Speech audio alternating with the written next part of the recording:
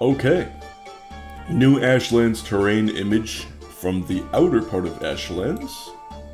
This is in the middle of the night, so don't worry too much about it being super dark. Although technically the darkest parts are at the start and the end of the night, but still, in game it's going to be a lot more bearable than pitch darkness that we usually get at nighttime. I'm especially digging all of the little particles and lights here. Love that. There's this like little face-looking thing up here, made from the fire, and it really gets my creative monster-making juices flowing from when I was DMing all the time in D&D. Valheim, or Iron Gate, they really love to have mobs that hide well, whether it be lighting, whether it be just the aesthetic of the mob. If they can have it hide well to the unsuspecting or untrained eye in the terrain, then they will. So, for example, trolls, they have deep blue skin, and then the Black Forest, it's very, very blue saturated, especially with distance. So, if you're new to the Black Forest, it might take you a second before the troll moves, before you say, oh shit, what is that?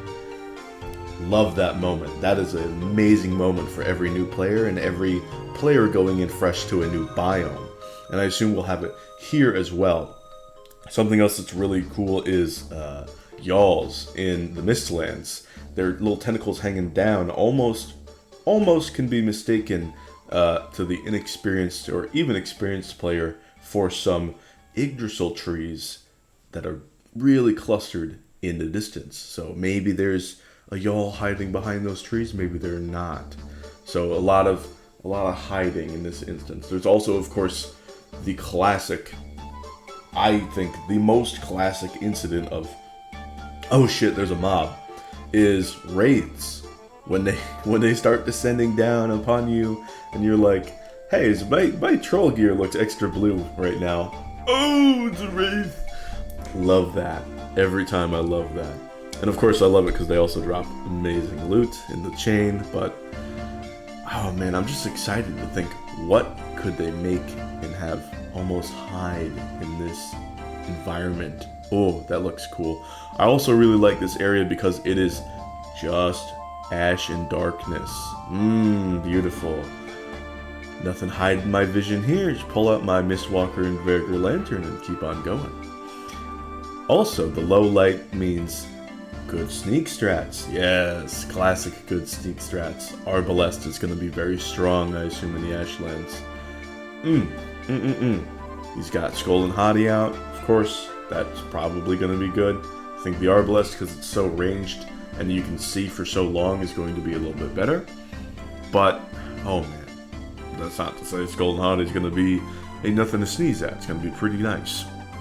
Now, we know that this area is the outer part of the Ashlands, and the more lava-filled areas are the inner part of the Ashlands from the latest dev blog. Yes, they said this here. Let's see. With more trees, deep layers of ash closer to the coastline, and more lava further inland you go. Once upon a time, the Ashlands was a lush forest full of life before devastation happened. So this was part of the old dev blog. And here we have more daytime Ashlands. And I love the color here. It's like a cool fall sunset all the time. That's amazing. We still have these odd rock structures. Maybe we'll get a new stone from them. We kind of see this in the original screenshot here over on the far side here. So that was looking great. I wonder, like, what is it going to look like when we pickaxe into this area? Is it going to be super ashy? Are we going to be able to pickaxe much at all? I assume so. Questions. So, we know that there's further in more lava, but further out here, a lot of ash. I just think the feeling of adventure is going to be amazing going into the Ashlands, because also in this past dev blog, they have said that they are working on a change in terrain. And you see here, it's no longer connected by water. And this is just one concept, but I'm going to assume that they're going to work with this. And so the adventure, just getting there, is going to be really exciting. Sailing in, probably encountering a bone maw serpent, being able to take one of those out for the first time. I want to say that this being here will most likely be able to get I would say a better boat, because usually it's like the first time you have access to a decent boat, the Carve, you sail out, you might have to sail out to reach your Elder location. You might encounter a serpent, and then boom, the next age you get the next boat. So next serpent, next boat, maybe something that's a little bit magical, maybe something that can go on lava rivers as well. Interesting. But think of back to the adventure aspect.